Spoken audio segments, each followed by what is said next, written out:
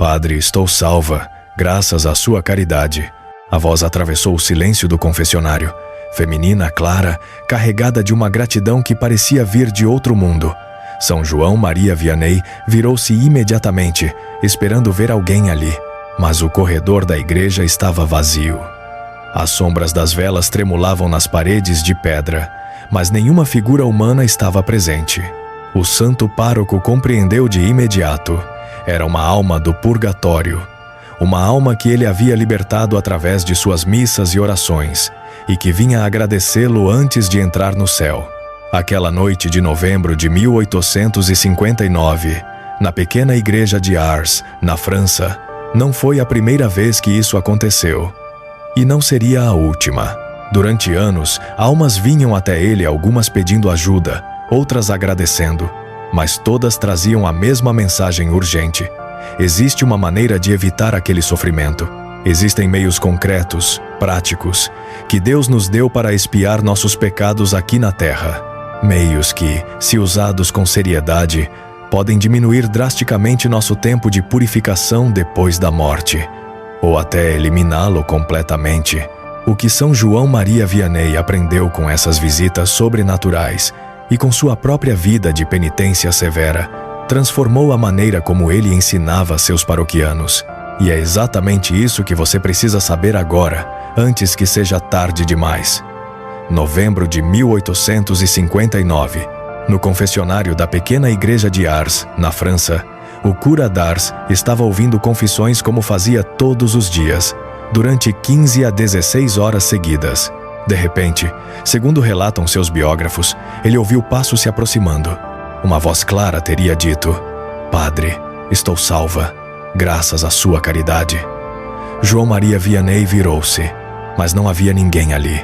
Os relatos da vida do santo pároco contam que ele teria tido vários encontros como esse, almas do purgatório, que vinham pedir ajuda ou agradecer por suas orações e missas. A igreja acolhe esses testemunhos com prudência, como revelações privadas, que não fazem parte do depósito da fé, mas podem fortalecer nossa piedade. E o que esses relatos nos ensinam, junto com a própria vida de penitência de São João Maria Vianney, é algo que a igreja sempre ensinou de forma oficial. Existem meios concretos, práticos, que Deus nos deu para expiar nossos pecados aqui na terra. Meios que, se usados com seriedade, podem diminuir drasticamente nosso tempo de purificação depois da morte e até nos levar direto ao céu. Vamos começar pelo mais poderoso de todos, a Santa Missa. São Padre Pio celebrava missas constantemente pelas almas do purgatório. Em suas cartas espirituais, que hoje estão publicadas, ele escreveu: "Mais do que tudo, reze e faça rezar pelas almas benditas do purgatório." Ele sabia que a missa tinha um poder único de ajudar essas almas, mas aqui está o que poucos percebem. Esse mesmo poder está disponível para nós agora, enquanto ainda estamos vivos. A Igreja ensina que a missa, como sacrifício, é oferecida em reparação dos pecados dos vivos e dos mortos. Ela pode nos purificar dos nossos próprios pecados antes mesmo de morrermos. Santa Gertrudes, a Grande, foi uma religiosa beneditina do século XIII. Em suas experiências místicas, relatadas em O Arauto do Amor Divino, ela escreveu que Cristo lhe mostrou algo extraordinário. Cada vez que ela assistia à missa, oferecendo conscientemente seus próprios pecados para serem purificados através do sangue dele, recebia graças imensas de perdão. Suas dívidas espirituais diminuíam. Era como se o fogo do purgatório estivesse queimando suas imperfeições aqui mesmo, na terra, mas de forma suave, amorosa, acompanhada pela graça. O problema é que muitos de nós assistem à missa sem verdadeira atenção. Chegamos atrasados, saímos antes do final, ficamos pensando em 1000 outras coisas durante a consagração, e depois nos perguntamos por que nossa vida espiritual não muda. São João Maria Vianney dizia algo que seus biógrafos registraram: "Se compreendêssemos bem a missa, morreríamos de amor." Ele não estava exagerando. A missa é o próprio Cristo se oferecendo ao Pai como vítima pelos nossos pecados. É o Calvário acontecendo novamente, de forma sacramental, ali no altar. Quando o sacerdote levanta a hóstia consagrada, é o corpo de Cristo. quando levanta o cálice, é o sangue de Cristo. E esse sangue tem poder infinito de nos purificar, mas esse poder só atua plenamente quando participamos de verdade. São Leonardo de Porto Maurício, um grande pregador franciscano do século XVIII, escreveu: assiste devotamente ao santo sacrifício, ainda que por pouco tempo, e ganharás mais méritos do que dando todo o teu ouro aos pobres e peregrinando por toda a terra. Então, como assistir à missa de forma que ela realmente nos purifique? É simples. Antes de começar a missa, faça uma oração breve. Senhor, eu ofereço esta missa pelos meus pecados. Une meus sofrimentos, minhas fraquezas, tudo o que sou, ao teu sacrifício na cruz. Purifica-me. E durante a consagração, quando o padre erguer a hóstia e o cálice, olhe para eles com fé. Ali está seu Redentor. Ali está quem pode te limpar de tudo. Agora vamos falar da confissão. Todo católico sabe que precisa se confessar, mas poucos sabem que a qualidade do arrependimento faz uma diferença imensa na purificação que recebemos. Santo Afonso Maria de Ligório foi um dos maiores teólogos da Igreja sobre o sacramento da confissão. Ele ensinou algo fundamental. Quanto mais profundo for o arrependimento, maior será a purificação que você recebe. Não é só o perdão do pecado que muda, é a quantidade de purificação que acontece na alma. Deixe-me explicar melhor. Quando você peca, duas coisas acontecem. Você ofende a Deus e você cria uma dívida espiritual, aquilo que a Igreja chama de pena temporal. A confissão sempre perdoa a ofensa, sempre restaura sua amizade com Deus, mas essa dívida pode permanecer em maior ou menor grau, e é exatamente essa dívida que você vai pagar no purgatório se não pagar lá aqui. Agora, se você se confessa com contrição imperfeita, movido principalmente pelo medo do inferno ou pelas consequências do pecado, ainda assim recebe o perdão. A Igreja ensina que até essa contrição imperfeita, unida ao sacramento, é suficiente para reconciliar com Deus e já reduz a pena temporal. Mas quando você se confessa por amor a Deus, com verdadeira dor de tê-lo ofendido, pensando: eu machuquei aquele que me ama infinitamente. Eu não mereço seu perdão, mas confio em sua misericórdia. Aí a purificação é muito mais profunda. A pena temporal pode diminuir drasticamente, às vezes quase desaparecer completamente. São João Bosco teve vários sonhos que ele relatou em suas Memórias do Oratório. Num deles viu jovens do seu colégio que haviam morrido. Alguns entraram direto no céu. Eram os que se confessavam com frequência, com exame de consciência sério e arrependimento verdadeiro. Outros foram para o purgatório. Eram os que se confessavam raramente, ou que faziam confissões mecânicas, sem verdadeiro propósito de mudança. Santa Faustina Kowalska escreveu em seu diário sobre uma visão que teve do purgatório. Ela viu almas que sofriam, e o que mais a impressionou foi descobrir que muitas delas não eram grandes pecadores. Eram pessoas comuns que tinham vivido com tibieza espiritual. Confessavam-se, sim, mas sem preparo. Comungavam, mas distraídas. Rezavam, mas sem fervor. E estavam pagando o preço dessa negligência. Então, como fazer uma boa confissão? Primeiro, reserve um tempo antes para examinar sua consciência. Não chegue no confessionário tentando lembrar seus pecados na hora. Sente-se em casa. Fique em silêncio. Peça luz ao Espírito Santo e revise sua vida desde a última confissão. Segundo, quando confessar, não apenas liste os pecados como quem lê uma lista de compras. Diga-os com dor verdadeira. Terceiro, faça um propósito firme de mudança, não vago. Vou tentar ser melhor, mas concreto. Vou evitar aquela ocasião de pecado. Vou rezar todos os dias. Vou pedir ajuda espiritual. E quarto, cumpra a penitência que o Padre te der com devoção, não apenas para cumprir uma obrigação. Se histórias como esta tocam sua fé e fazem você refletir sobre a eternidade, inscreva-se no canal. Assim, você nos ajuda a continuar espalhando as verdades da nossa fé e as obras que revelam a misericórdia de Deus. As indulgências são provavelmente o tesouro mais esquecido e mais incompreendido da Igreja Católica. Muitos católicos nem sabem o que são. Outros acham que é coisa da Idade Média que não existe mais. Mas as indulgências não apenas existem, são uma graça extraordinária que Deus nos oferece através da Igreja. Então, o que é uma indulgência? É muito simples.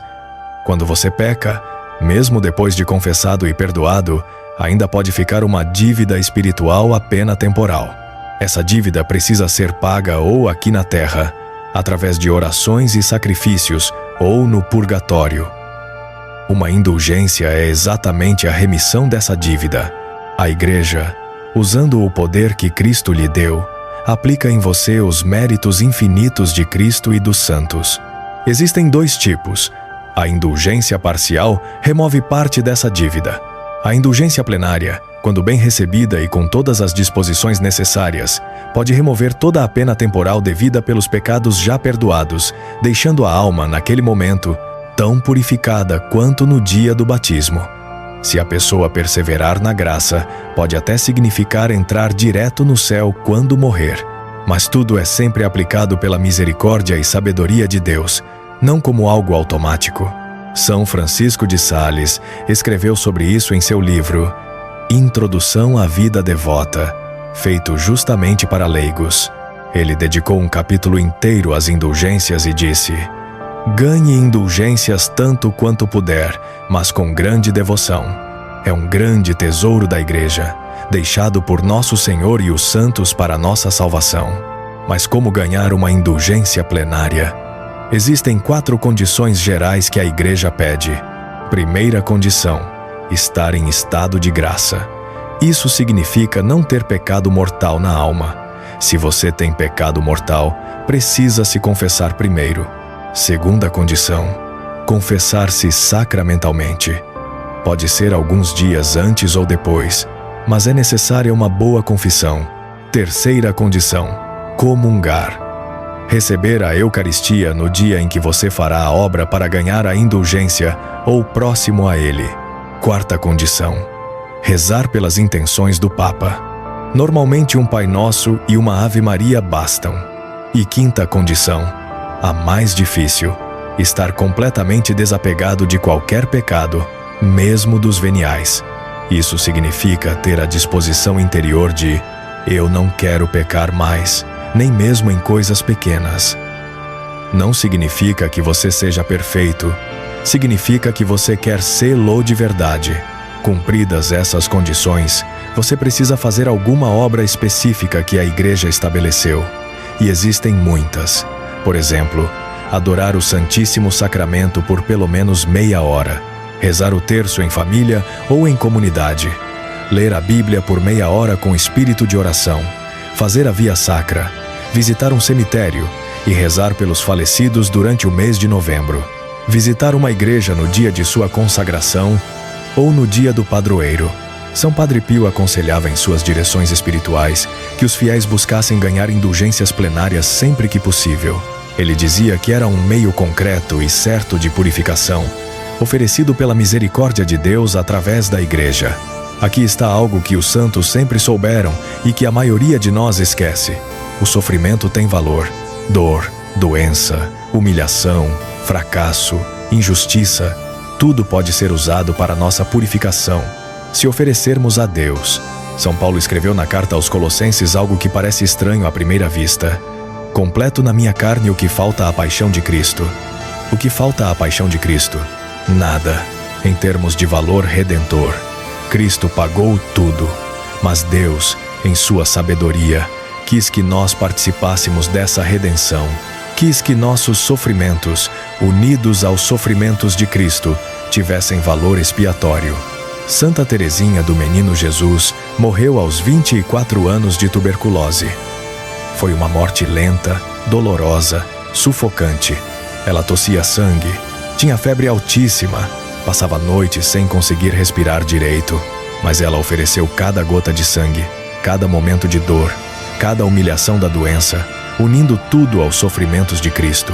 E muitos autores espirituais e testemunhos de outros santos que tiveram revelações privadas sobre ela acreditam que Teresinha entrou diretamente no céu, sem passar pelo purgatório, algo que a Igreja não definiu oficialmente, mas que é coerente com sua santidade reconhecida. São Padre Pio dizia: sofrer é rezar, sofrer e não reclamar é adorar. Ele mesmo usava um cilício que feria sua carne, dormia pouquíssimas horas, jejuava constantemente. E quando lhe perguntavam por que fazia isso, ele respondia: para reparar meus pecados e os pecados daqueles que não fazem reparação. Mas você não precisa procurar sofrimentos extraordinários, a vida já traz sofrimento suficiente. Dor de cabeça, cansaço, uma palavra dura que você recebe, uma injustiça no trabalho, uma doença, um luto, uma traição. O segredo não está em sofrer mais, está em oferecer o sofrimento que você já tem. Como fazer isso? É muito simples. Quando a dor vier, em vez de apenas reclamar ou se revoltar, faça uma oração breve. Senhor, eu ofereço este sofrimento pelos meus pecados e pelos pecados do mundo, unindo-o aos seus sofrimentos na cruz. Pronto. Naquele momento, aquela dor se transforma. Deixa de ser apenas dor inútil e se torna purificação, reparação, mérito eterno. Santa Gemma Galgani, que viveu no início do século XX, era uma jovem que sofria dores físicas terríveis por causa de uma doença na coluna. Ela escreveu em suas cartas espirituais: quando a dor é muito grande, eu a abraço e digo: Jesus, eu não te peço que tire esta cruz. Eu te peço apenas a graça de carregá-la por amor a ti. E ela oferecia cada espasmo de dor, cada noite sem dormir, como reparação. Agora vamos falar de algo que quase desapareceu da vida dos católicos modernos: a penitência voluntária, jejum, abstinência, pequenos sacrifícios diários. A Igreja, na sua sabedoria, pede apenas o mínimo obrigatório: jejum e abstinência na quarta-feira de cinzas e na sexta-feira santa, e abstinência de carne em todas as sextas-feiras da quaresma. Mas os santos sempre fizeram mais, não porque eram masoquistas, mas porque entenderam que o jejum tem poder espiritual. Jesus disse claramente: este tipo de demônio só sai com jejum e oração. O jejum enfraquece o poder do demônio sobre nós, fortalece nossa vontade e, quando oferecido a Deus, serve como reparação pelos nossos pecados. Santa Catarina de Sena jejuava de forma heróica. Às vezes passava dias inteiros apenas com a Eucaristia. E ela explicava: o jejum não é para castigar o corpo por castigo, é para fortalecer o espírito e reparar o que o pecado destruiu. Mas mesmo que você não consiga fazer jejuns longos, pode fazer pequenas penitências diárias. Não colocar açúcar no café, não reclamar quando algo te incomoda, abrir mão de algo que você gosta, dormir sem travesseiro uma noite, tomar banho frio. São coisas pequenas, mas quando oferecidas a Deus com a intenção de reparar seus pecados, elas têm valor. São José Maria Escrivá, fundador do Opus Dei, ensinava seus seguidores a fazer o que ele chamava de mortificações da vida comum. Não eram grandes penitências, eram pequenos sacrifícios no meio do dia. Não reclamar do calor, não se desculpar quando alguém te acusa injustamente, sorrir quando está cansado, trabalhar bem mesmo quando não tem vontade, tudo oferecido a Deus. A Sagrada Escritura diz claramente: a caridade cobre uma multidão de pecados, e Jesus foi mais longe ainda. Todas as vezes que fizestes isso a um destes meus irmãos mais pequeninos, foi a mim mesmo que o fizestes. Dar esmola, visitar os doentes, consolar os aflitos, perdoar as ofensas, ensinar quem não sabe. Essas obras de misericórdia não apenas ajudam o próximo, elas purificam quem as pratica. São Lourenço, diácono e mártir do século III, chamou os pobres de tesouros da Igreja. Quando o imperador romano exigiu que ele entregasse todos os tesouros da Igreja, São Lourenço reuniu os pobres, os doentes, os mendigos e apresentou-os ao imperador dizendo: eis os tesouros da Igreja. Quando servimos os pobres, tocamos o próprio Cristo. E Cristo, quando é tocado pela nossa generosidade, nos purifica. Santa Isabel da Hungria, rainha do século XIII, usava sua posição para servir os pobres pessoalmente. Ela construiu hospitais, distribuía comida, lavava os doentes com as próprias mãos. E quando morreu jovem, aos 24 anos, testemunhas relataram que seu corpo exalava um perfume sobrenatural, sinal de santidade. A caridade a tinha purificado completamente, mas a caridade não é apenas material. Perdoar quem te ofendeu é caridade. Suportar com paciência uma pessoa difícil é caridade. Rezar por quem te persegue é caridade. E Jesus foi claro: se não perdoardes aos homens, também vosso Pai não vos perdoará. O purgatório é real, mas podemos diminuir drasticamente nosso tempo lá e até evitá-lo completamente se usarmos os meios que Deus nos deu. Recapitulando, a Santa Missa oferecida com devoção, unindo nossos pecados ao sacrifício de Cristo. A confissão feita com verdadeiro arrependimento, não apenas por medo, mas por amor. As indulgências, esse tesouro que pode nos deixar puros como no dia do batismo. O sofrimento da vida oferecido a Deus como reparação. O jejum e as pequenas penitências voluntárias. E a caridade dar aos pobres, perdoar as ofensas, servir o próximo. Tudo isso está disponível. Agora. Hoje. Não precisamos esperar a morte para começar nossa purificação. Podemos escolher ser purificados aqui, pelo fogo suave do amor de Deus, acompanhados pela graça, com mérito eterno. Ou podemos deixar para depois. São João Maria Vianney dizia: se soubéssemos o que é o purgatório, faríamos tudo para evitá-lo. Agora nós sabemos o que fazer. A pergunta é: teremos a coragem de começar? Que o testemunho dos santos e a misericórdia infinita de Deus nos despertem para essa verdade urgente. O tempo de conquistar méritos e de se abrir à misericórdia de Deus livremente é agora. Depois da morte, permanecerão a justiça e a misericórdia de Deus. Mas já não haverá tempo de mudança ou conversão, cada um colherá eternamente o que escolheu em vida. Não deixemos para amanhã o que podemos começar hoje.